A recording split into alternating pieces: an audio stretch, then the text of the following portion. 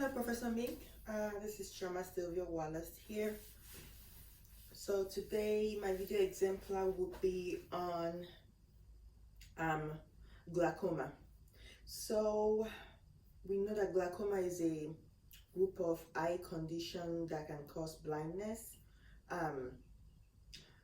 We have different types of glaucoma. Like we said, it's usually mainly affects the eyes and it can vary. It's not like one single illness. So the nerve connecting the eye to the brain, when it's damaged, this causes all different kinds of glaucoma, and this actually puts a high pressure on the eyes. We have glaucoma cases yearly, about 200,000 plus in the US. Now, the most common types of glaucoma are open angioglaukoma. This usually has no symptoms and can even cause loss of vision before it is noticed. But this occurs gradually. It doesn't just make you go blind like in a matter of weeks or months. It will just gradually keep going till by the time you notice it, usually it is not that it's permanently, not it's too late, but it's usually bad by the time it's noticed. So usually people miss the symptoms of this open angioglaukoma. Now, vision loss gradually occurs and is often not perceived until the deficit is permanent. This can include patchy blind spots in your eyes, when sometimes the patient will look up and then they have like small dots that they can't see out of, and also it can make them have tunnel visions. Now, another type of common glaucoma is acute angle closure glaucoma. Now, although this one is rare, it is usually considered a medical emergency, and the symptoms can include eye pain with nausea and sometimes sudden vision disturbances. Now, we also have, for this acute angle closure glaucoma, some of the symptoms can include severe headache, eye pain, nausea and vomiting, blood vision, and even eye redness. Now, another common type of glaucoma is normal tension glaucoma. In this one, your optic nerve becomes damaged, and even though your eye pressure is within normal range, so your eye pressure will be in normal range, but the optic nerve will be damaged. No one knows the exact reason for this. It may be that maybe you are born with a sensitive optic nerve. It's still the research is still undetermined. We also have pigmentary glaucoma. In this glaucoma, pigment granules from your iris build up in the drainage channels, slowing or blocking fluid exiting your eyes. So you have fluid backup behind your eyes. Activities such as jogging sometimes can stir up the pigment granules and depositing them in the trabecular meshwork and causing intermediate pressure elevation. So it's not like something that you have to be doing something bad or something harmful for you to experience this. It can be something as simple as hiking, exercising, doing strenuous work can cause the onset of pigmentary glaucoma. Symptoms of this can include a sudden excruciating pain, obviously, and nausea and vomiting, and also blood vision or seeing bright halos when you stare at something. Now, for our diagnosis here, we'll start with the history of the patient, because we know that some glaucomas can be genetic or hereditary. And we're going to have a very comprehensive background check: your eating habits, the kind of work you do, whether your extended family have experienced glaucoma, whether you have existing condition that treatment of this can exacerbate it or make it worse. We're also going to be measuring the intraocular pressure in your eyes, I'm going to also measure the testing. We're going to test for the optic nerve damage to see the extent of the damage you already have. Checking the areas of vision to see where the vision has already been lost. Also measuring the cornea thickness, which is called pachymetry, and also inspecting the drainage angle, which is called gonioscopy. Now, the risk factors that will predispose someone to glaucoma glaucoma in their life, or make someone more susceptible to having glaucoma disease. This include having high internal eye pressure. If usually you wouldn't know this until you get tested, but some people do have high internal eye pressure. Also, being over age of 60 also predisposes you to glaucoma, as well as, actually my dad had glaucoma. He recently got surgery, and something cataract surgery, or some part of his eyes were peeled out and cut off, laser surgery. It was really expensive, and it was instant relief. He did the first one, but he didn't follow up the instructions afterwards, which caused redness, and they had an infection, and he had to be hospitalized again, and a corrective surgery was performed. Now, my dad is over 60 years of age and is African. So 60 years of age, African American, they are more predisposed to this. Also, having glaucoma in your family heritage, family lineage, having corneas that are very thin in the center, and taking some corticosteroid drugs or medications can also exacerbate or make you predisposed to this, as well as frequently using eye drops. So we're going to talk about the medications and treatment for this, and side effects as well. Now, the medications usually, or treatment usually aimed at controlling. There's no cure, a permanent cure for glaucoma. And they usually start with medications first, and if that doesn't work, they move to surgical treatment. For medications, we're looking at eye drops. We have eye drops like prostaglandins. This increases the flow of liquid in your eyes, and side effects of this can be eye redness and swollen. We also have alpha adrenergic blockers. This reduces the production of aqueous humor and increases the flow of liquid. Now, side effects of this can be anything from fatigue to having really itchy eyes or swollen eyes, as well as high blood pressure. Now, these alpha adrenergic blockers, it's not advised for people with heart problem. Like I said, it can cause high blood pressure and irregular heart rate. We also have carbonic anhydrase inhibitors. This medicine reduces the production of fluid in your eyes, and it can harm clients with sulfur allergy. It's called anaphylaxis latanoprost. We also have beta blockers. This reduces the production of fluid in your eyes, and thereby lowering the built-up fluid pressure behind the cornea or iris of your eyes. This can also cause low blood pressure, fatigue, and sometimes even impotence in men. An example of a drug for this is betamol. We also have prostaglandins analog. This reduces intraocular pressure and decreases the aqueous humor production, and it increases its outflow. Now, for oral medications, it can be anything from just drugs just to keep you comfortable, but mostly if the oral doesn't work, we move towards surgery. And for the surgery / therapies, the most common or used method is argon laser trabeculoplasty. I hope I'm pronouncing that right. This is an outpatient procedure. Laser is used to scar the trabecular meshwork in your eyes.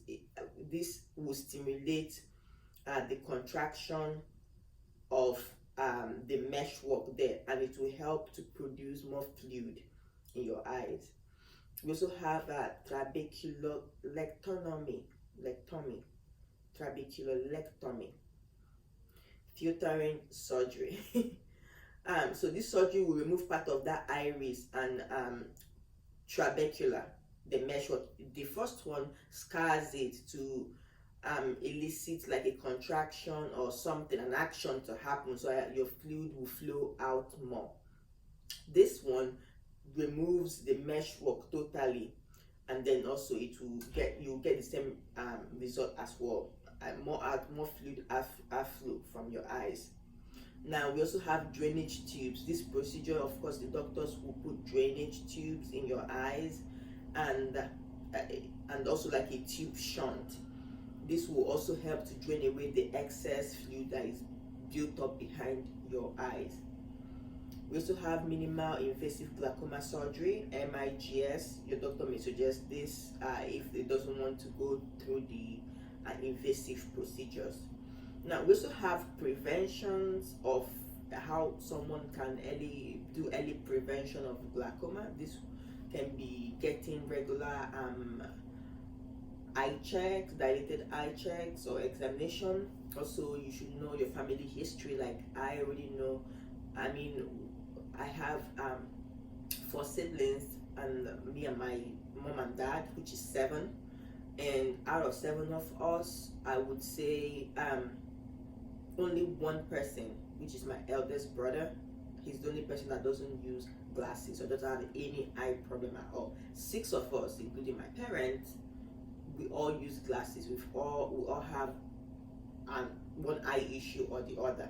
So most of us are nearsighted. Yeah, so myopic.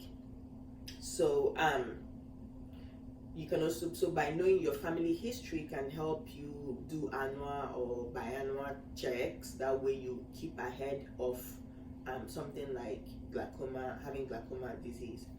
So another thing is exercising safely, no strenuous exercise or something that your body's not used to, that will exacerbate or make you build up pigment or fluid behind your eyes.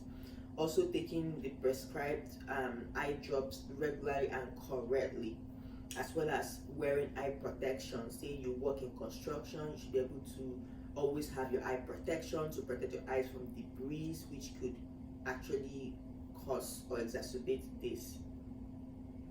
Now we're going to look at nursing diagnosis. First of all, the diagnosis will be for risk 4 and dementia, visual acuity deficit.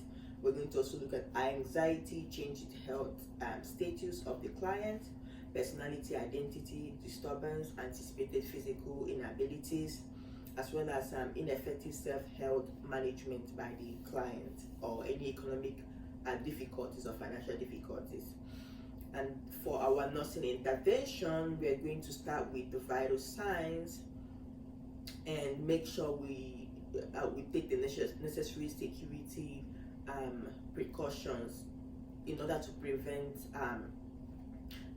infections. Being that if the person, for example, Mr. Wallace, was treated for this glaucoma, but it was surgically. So we are trying to also prevent infection, make sure he has no reaction to allergy to any of the drugs that will be given to him afterwards, and make sure that he will carry out the proper exercises after, during and after his stay.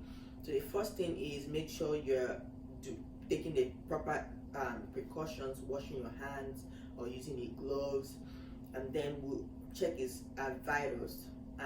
In case of after the surgery, or he's taking any medication that would affect his blood pressure, his heart rate, and also make sure he doesn't have any fluid built up behind his eyes that would make the treatment worse. So we're going to do the vital signs, including the heart rate, blood pressure, auscultate the lungs, and also we're going to make sure he is sitting comfortable and he's lying down. He's lying down in the proper position, which is with his head usually turned by the side to help alleviate the fluid. We're also going to check for eyes, the reflexes using checking with the touchlight to check the pupil iris reaction, to make sure that maybe after the surgery something can go wrong, he can lose sight. So the nurse, I would need to check regularly to make sure that everything is fine. I'm also going to make sure of the infection control, take the infection control steps necessary for him, not just for me, but also for visitors like his family members or other nurses as well, or hospital healthcare workers. He might have some CNAs coming into and going out, make sure that necessary precaution is taken. I'm also going to help him with his mobility therapy, ambulating, going to the bathroom, getting the necessary exercise. I'm also going to educate him about the glaucoma, his stage in the illness, the treatment he will undergo, or he has already undergone. I'm going to also explain, make sure he understands the steps, the treatment, the exercises we are performing, what happens, what the expectations we want from the surgery or from the treatment, and also what he needs to do when he leaves the hospital. We're also going to plan a healthy diet with the dietitian, and also help the client, of course, exercise, and also teach him the correct sleeping positions, and make sure he has enough fluid and electrolyte. It's very important, because glaucoma, it can be a lot of fluid, which means he needs to correct the fluid imbalance or reduce it, or not a lot, which means he needs to increase his fluid and electrolyte intake. So also going to make sure that he has a family support or even group support that he needs throughout his treatment and afterwards. Also, our nursing intervention outcome, we want to make sure that he has the ability to follow the treatment plan, and he understands the disease process, the expectations, and what he needs to do, and the things he needs to do when, during, and after his stay. We're also going to make sure that he can ambulate on his own afterwards. This will be one of our outcomes, nursing intervention outcomes, that he can ambulate on his own, or at least with help, with no pain or with less pain than when he came in. We're also going to make sure he understands all the disease process, like I mentioned, and also that the treatment plan is attainable, as well as we're going to make sure that he has no vision loss, and if he already has, that he's able to cope and manage with his new reduced vision. Now, at the end, we're also going to make sure he knows the consequences and risk of not following the treatment. He needs to change his, make sure his change a few things in his lifestyle, like smoking, excessive exercises, and making sure he knows about protecting himself, not just and also educating his family, and being able to protect the eyes, whether during and after his stay. So at this point, I will also ask him questions if he needs to ask many more questions, if he needs to speak to someone else, like a therapist or a dietitian, or maybe get a second opinion from a doctor, if my treatment or my stay with him was okay, if anything else needs to be done. This will be the last thing I would do. Thank you so much, and this concludes my video exemplar, and I am so glad you were the teacher in this course. It's not easy having to teach people via video or internet. Some of us might not be so used to it, but you were amazing through.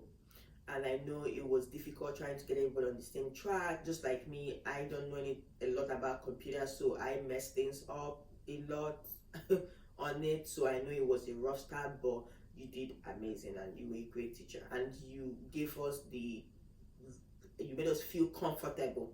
There wasn't so many rules and regulations, and how we need to talk to you, address you, or the time you can only answer emails. Or it was like we're talking to a fellow classmate that had more to give us or more to share. That was how I personally felt throughout the duration of this course. So thank you so much, Professor May.